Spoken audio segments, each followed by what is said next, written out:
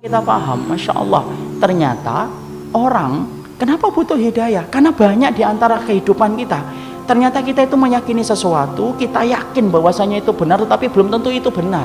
Makanya sampai Nabi saja berdoa apa? Allahumma arinal haqqal haqqa warzuqna tiba'ah wa arinal batila batila A'udzu billahi minasy syaithanir rajim.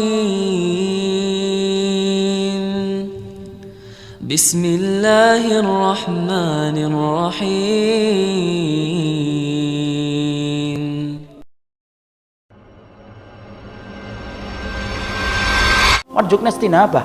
Sampai Nabi yang sudah turun kepadanya wahyu, itu Rasul turun kepadanya wahyu, malaikat Jibril menjaganya. Perhatikan salah satu doa, karena doa itu cerminan jiwa. Rasulullah berkata apa? Ya Allah, tunjukilah yang benar itu benar adanya, dan berikanlah kami kekuatan untuk mengikutinya, dan tunjukkanlah yang batil itu batil adanya, supaya kami punya kekuatan untuk menjauhinya. Apalagi ini zaman fitnah, ikhwan.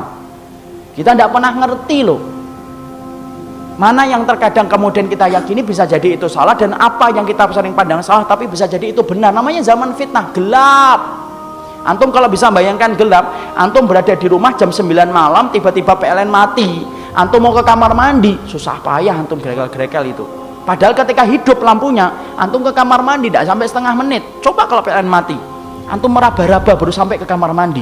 Nabi mengibaratkan zaman yang hari ini kita tinggal 2016 itu bukan zaman 2016 tapi ini zaman fitnah. Makanya kita minta terus kepada hidayah. Kita khawatir jangan-jangan apa yang kita yakini belum tentu itu benar, sampai betul-betul Allah menunjukkan kepada kita jalan yang hak. Makanya kemudian itulah yang menjadikan kita berikhtiar untuk mencari ilmu, adalah ikhtiar yang tidak pernah selesai. Orang mukmin itu orang yang tidak pernah kenyang terhadap kebaikan yang dia dapatkan sampai dia berada di surga. Sampai Nabi berkata dalam hadis riwayat Tirmidzi, innal mu'min la yashba' min khairin yasma'uhu hatta yakuna muntahahu al jannah. Rasul sampai berkata orang mukmin itu sifatnya mereka la yashba', tidak pernah kenyang, min khairin, dari setiap kebaikan, yasma'uhu, yang dia dengarkan dan dia dapatkan, hatta yakuna muntahahu al jannah, sampai kemudian dia itu mendapatkan apa yang dijanjikan Allah, terakhirnya itu adalah surga.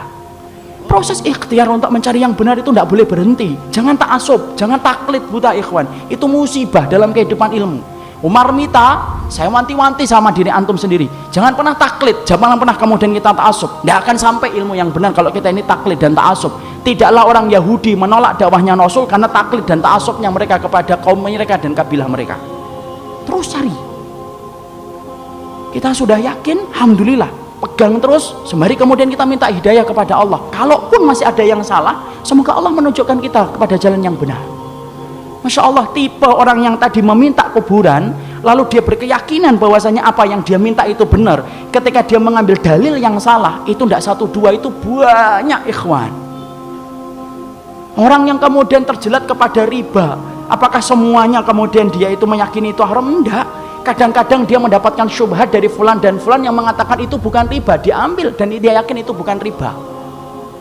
Berapa banyak orang yang menerima suap, lalu kemudian ketika dia sudah ngerti ilmunya itu suap, tapi kemudian ada orang yang bilang itu bukan suap, itu hadiah.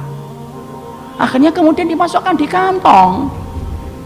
Karena apa? Masya Allah, meyakini jalan kebenaran itu susah. Makanya betul apa yang dikatakan oleh Imam Ibnu Qayyim, yang semoga Allah merahmati ilmunya beliau dan mengampuni dosa-dosa beliau. Imam Ibnu Qayyim menerangkan sesungguhnya semua orang itu butuh hidayah, karena sifat mereka yang keempat, kadang-kadang mereka itu meyakini sesuatu padahal itu salah.